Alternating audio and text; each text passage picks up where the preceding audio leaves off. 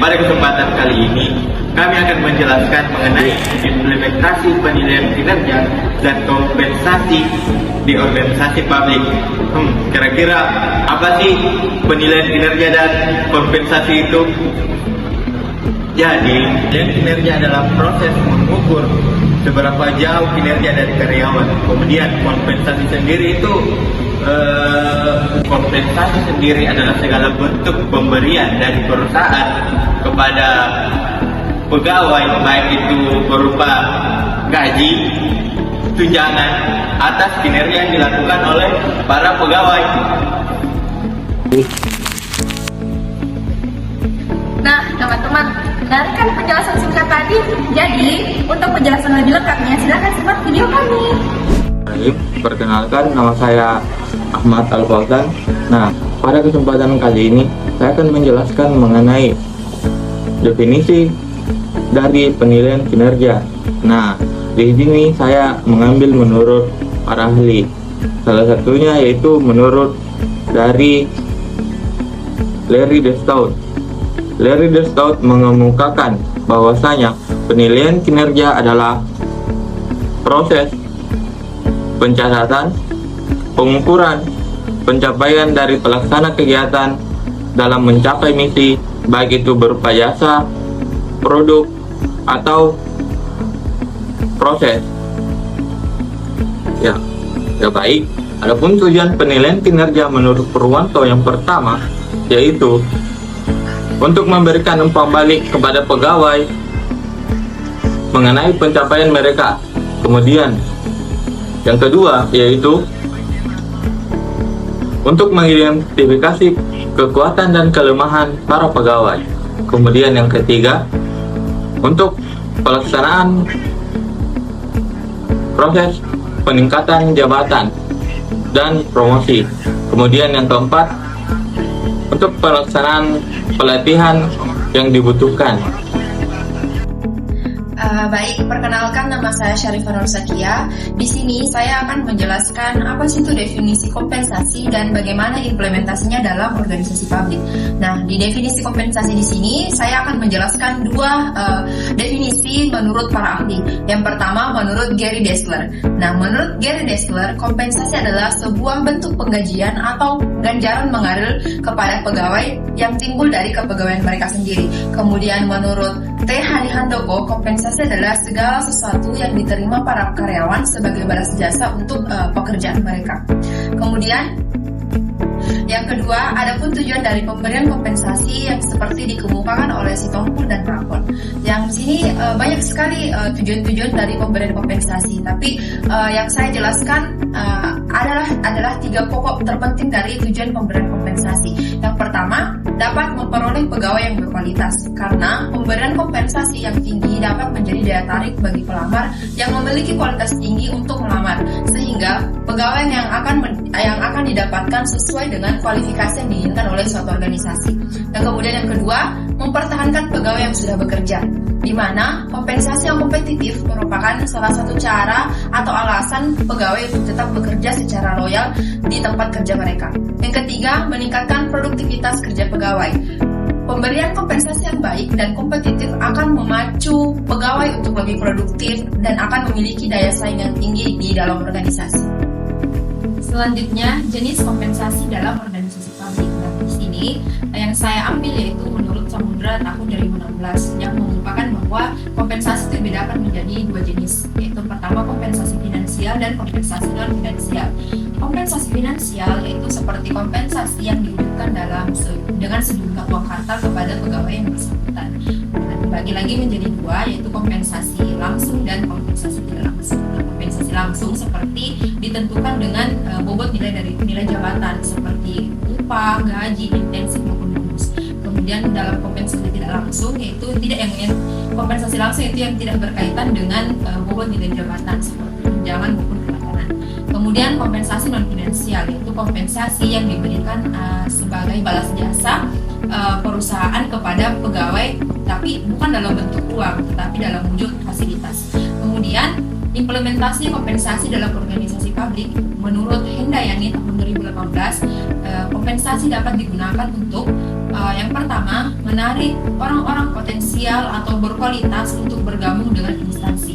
Nah, hal ini disebabkan karena orang-orang dengan kualitas yang baik akan merasa tertantang untuk melakukan suatu pekerjaan tertentu dengan kompensasi yang dianggap layak dan cukup baik. Kemudian yang kedua, mempertahankan pegawai yang baik. Jika kompensasi dirasakan adil secara internal dan kompetitif secara eksternal, maka pegawai yang ingin dipertahankan oleh instansi akan merasa lebih puas. Kemudian yang terakhir, meraih keunggulan kompetitif. Kompensasi yang baik akan memudahkan instansi untuk mengetahui apakah besarnya kompensasi masih merupakan biaya yang signifikan untuk menjalankan bisnis dan meraih keunggulan yang lebih kompetitif lagi. Baik, perkenalkan nama saya Namira Anastasia dengan NIM 1056111114922. Nah, kali ini kita masuk ke pembahasan dengan materi dampak penilaian kinerja dan kompensasi dalam meningkatkan produktivitas dan efektivitas pegawai di organisasi publik. Penilaian kinerja dan kompensasi yang efektif dapat meningkatkan motivasi dan kepuasan kerja pegawai yang pada gilirannya akan berkontribusi pada produktivitas dan efektivitas organisasi publik tersebut. Nah, Bapak-bapak, Ibu-ibu, dan teman-teman sekalian, saya akan menyebutkan 5 dampak utama dari penilaian kinerja dan kompensasi terhadap pegawai di organisasi publik. Dampak yang pertama adalah peningkatan motivasi kerja. Pegawai yang merasa dihargai cenderung memiliki semangat kerja yang tinggi. Dengan penilaian kinerja yang jelas dan transparan, dengan kompensasi yang adil dan kompetitif, dapat memberikan semangat dan pemahaman kepada pegawai di organisasi publik. Yang kedua adalah peningkatan produktivitas. Pegawai yang bekerja secara efektif cenderung lebih cepat dan lebih baik dalam menyelesaikan tugas mereka. Yang ketiga adalah efektivitas kinerja. Pegawai yang mendapatkan umpan balik positif cenderung lebih percaya diri dan berkomitmen untuk meningkatkan kinerja mereka. Yang keempat adalah retensi pegawai. Retensi pegawai dengan tingkat yang tinggi dapat mengurangi pengeluaran atau biaya rekrutmen dan pelatihan, serta dapat meningkatkan stabilitas organisasi. Dan yang terakhir atau kelima adalah peningkatan kualitas layanan publik. Dengan meningkatkan kualitas layanan publik, kita dapat meningkatkan kepercayaan masyarakat terhadap organisasi publik. Dengan pegawai yang lebih efektif dan produktif, organisasi dapat memberikan kualitas layanan yang lebih baik kepada masyarakat. Nah, selanjutnya kita masuk kepada pembahasan faktor-faktor yang mempengaruhi penilaian kinerja dan kompensasi di organisasi publik. Yang pertama, kita akan membahas apa sih faktor-faktor yang mempengaruhi penilaian kinerja di organisasi publik. Nah, ada 5 poin. Nah, yang pertama adalah kriteria penilaian yang jelas. Kriteria yang jelas dan terukur sangat penting untuk memastikan bahwa penilaian kinerja terukur secara objektif. Yang kedua adalah sistem umpan balik. Sistem umpan balik yang baik dapat meningkatkan motivasi dan kinerja pegawai. Yang ketiga adalah budaya organisasi. Budaya organisasi yang transparansi dan akuntabilitas adalah budaya yang positif yang dapat meningkatkan kepercayaan pegawai terhadap proses penilaian. Yang keempat adalah kompetensi penilai. Penilai yang lebih terlatih dan berpengalaman cenderung memberikan penilaian yang lebih akurat dan adil. Yang kelima adalah faktor eksternal seperti perubahan kebijakan pemerintah, kondisi ekonomi, tuntutan masyarakat juga dapat mempengaruhi penilaian kinerja di organisasi publik.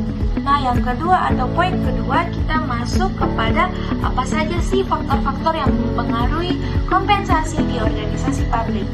Kompensasi dipengaruhi oleh 6 faktor yang terdiri dengan faktor eksternal dan faktor internal. Nah, di mana faktor eksternalnya itu the labor market, the economy, dan the government dan unions. Dengan faktor internalnya itu adalah the labor budget dan who makes compensation decision. Yang pertama adalah the labor market atau pasar tenaga kerja. Pada umumnya timbul pendapat bahwa tenaga kerja sebaiknya tidak diatur oleh permintaan atau penawaran. Yang kedua adalah the economy atau kondisi ekonomi.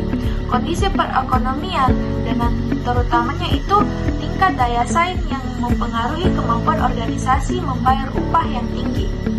Yang ketiga adalah the government atau pemerintah. Pemerintah secara langsung mempengaruhi kompensasi melalui pengendalian upah. Sebagai contoh, apabila pemerintah menetapkan besaran upah minimum. Yang keempat adalah unions atau perserikatan. Serikat pekerja yang mempunyai pengaruh pada bayaran, tunjangan, dan perbaikan kondisi kerja. Yang kelima adalah the labor budget atau anggaran tenaga kerja. Anggaran tenaga kerja umumnya mengidentifikasi jumlah uang yang tersedia untuk kompensasi tahunan pekerja. Yang terakhir atau yang keenam adalah who makes compensation decision atau pembuat keputusan kompensasi. Nah, keputusan tentang berapa banyak membayar, sistem apa yang digunakan, tunjangan apa yang ditawarkan, dipengaruhi atas dasar dari atas sampai ke bawah dari organisasi publik tersebut. Perkenalkan, nama saya Farah Indah Stuti. Di sini saya akan menjelaskan tantangan penilaian kinerja dan kompensasi di organisasi publik. Yang pertama, mengelola dampak positif dan negatif. Penilaian kinerja di sektor publik seringkali sulit dilakukan karena bisa menghasilkan dampak yang baik atau buruk. Jika sistem penilaian tidak dirancang dengan baik, kinerja pegawai justru bisa menurun atau mereka kehilangan motivasi. Contohnya, inovasi di tempat kerja bisa terhambat jika aturan penilaian terlalu kaku dan tidak memberi ruang untuk kreativitas. Kemudian yang kedua, masalah bias dalam penilaian kinerja. Penilaian kinerja seringkali menghadapi masalah karena kurang objektif. Kadang-kadang penilaian dipengaruhi oleh pendapat pribadi atasan. Misalnya di Indonesia, penilaian dengan sistem SKP sering tidak melibatkan pegawai secara langsung, sehingga penilaiannya kurang adil dan transparan. Kemudian yang ketiga, kinerja di masa pandemi dan perubahan teknologi di era pandemi. Organisasi publik menghadapi kesulitan dalam penilaian kinerja pegawai. Sistem kerja jarak jauh membuat prestasi individu sulit dipantau. Selain itu, strategi penilaian harus terus disesuaikan agar sesuai dengan situasi yang terus berubah. Kemudian keempat, menghadapi generasi milenial. Generasi milenial di tempat kerja lebih suka teknologi canggih dan suasana kerja yang fleksibel.